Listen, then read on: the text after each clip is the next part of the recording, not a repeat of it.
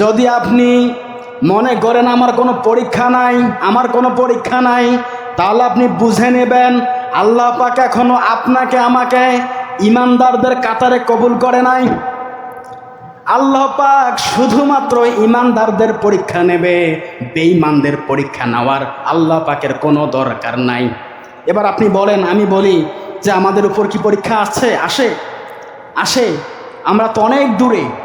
ঈমান আনতে হবে, সৎ কাজ করতে হবে, নেক কাজ করতে হবে, ভালো কাজগুলো করতে হবে দুনিয়ার জমিনে।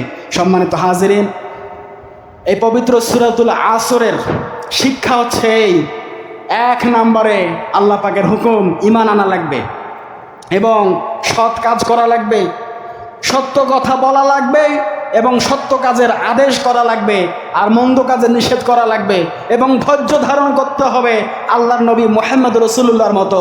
ধৈর্য ধারণ করতে হবে হযরত আইয়ুব আলাইহিস সালাতু ওয়াস সালামের মতো।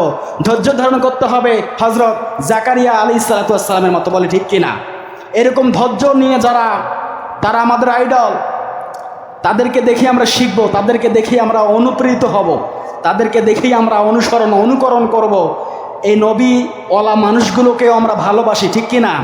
বাংলাদেশের জমিনে অনেক আলেম ওলামাগণ আছেন, তো আমরা তাদেরকে মানি, সম্মান করি, শ্রদ্ধা করি। সম্মানিত হাজিরিন, বিশেষ করে খুব দুঃখ লাগে একটাই, যে বাংলাদেশ পৃথিবীর ভিতরে একটা দ্বিতীয় বৃহত্তম মুসলিম রাষ্ট্র, যেখানে মুসলমানের সংখ্যা সব থেকে বেশি, সব থেকে 100% মুসলমান বসবাস করে সৌদি আরবে। কোথায় বলেন?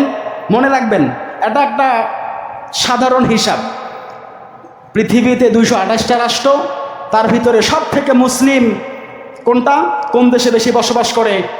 নাম আসবে সৌদি আরবের। কারণ সৌদি আরবে কোনো বেদিন, খ্রিস্টান, ইহুদিরা বসবাস করতে পারে না।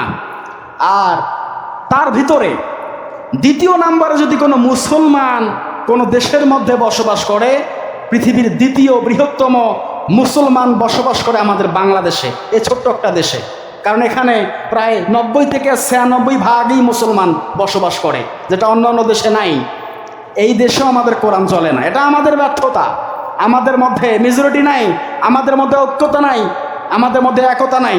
একটা মাহফিলে সেদিন দেখলাম ভিডিওর মধ্যে আব্দুল সালাম যুক্তিবাদী হুজুর বয়ান করছেন, আর একটা চেয়ারম্যান একটা মানুষকে কলার ধরে টেনে হিচড়ে তাকে আঘাত করলো। বক্তা, জনগণ খেপে গেছে, আর বক্তা বলছে, ভাই চুপ করেন, শান্ত হন। তা আমি মনে করি আমার মতো লোক যদি ওখানে বক্তব্য দিত, আগে বলতাম আগে পিটান, তারপর মাহফিল হবে। কথা বলেন ঠিক কিনা? আর এতগুলো লোকের সামনে, মুসলমানের সামনে একজন শ্রোতাকে আপনার কলার ধরে টেনে হিচড়ে নিয়ে যাচ্ছে, আর আপনি বক্তাকে আগে থামাচ্ছেন। হচ্ছে এটা? সাহস পায় কি করে? একটাকে পিটিয়ে হত্যা করে দেন, পরের দিন থেকে মাহফিলে দেখবেন ভাইরাল হয়ে গেছে ওটা, যে মাহফিলে বাধা সৃষ্টি করেছিল, ওকে পিটিয়ে হত্যা করা হয়েছে।